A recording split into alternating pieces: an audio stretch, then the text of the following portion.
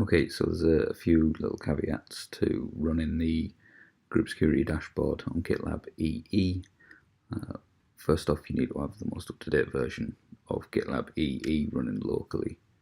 But there are a few extra steps involved. So if you go over to the groups and go to the gitlab.org group, and we look in the sidebar here.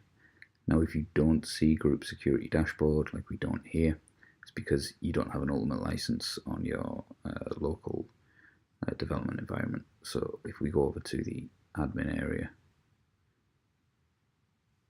and go over to license,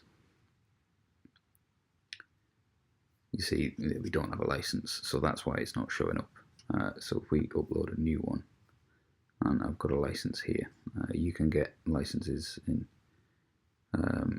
by searching the docs, but we'll just upload this one that I've got for now, and then there we go. So now we've got our ultimate license, and my Mac is running out of battery, and we go back over to the GitLab org group.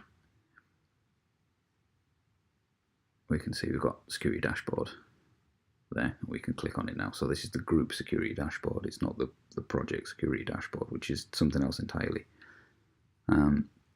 Problem is we don't have any actual vulnerabilities here. So obviously you're looking to look at the filters, which is absolutely no good if there's no vulnerabilities to filter.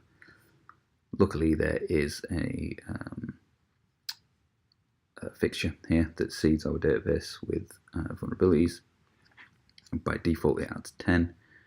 But if you open this file here in GitLab DB fixtures development vulnerabilities, I'll put a link to the file. But yeah, if you change on line 13 and we say 50 times, it gives you a few more to play with.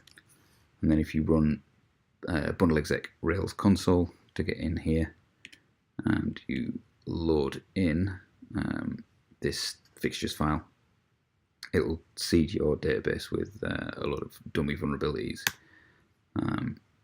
Now, while that runs, I'll just sort of go through what this does. It gets loads of vulnerabilities and adds some dismissed ones, some with issues, but they all have like random severities here and things, which is what's important for the filtering. I'll let that run, but eventually it'll stop.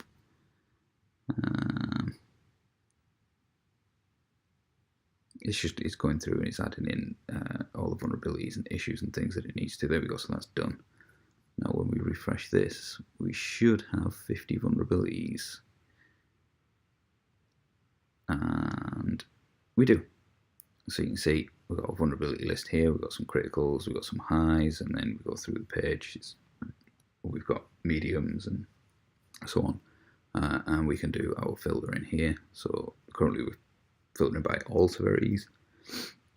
We can swap that for critical, for example, and then we just see the critical ones, or medium, and then we've just got all the medium ones, and experimental, and we've just got all the experimental ones. Now this also applies to this vulnerability chart, but we've not actually got that backend API in there yet, so that's why you're not seeing any changes to these two. But it's just the vulnerability list that's filtering on this particular MR. But that should be all you need to get it up and running. You need to make sure you're on the group security dashboard rather than project one though.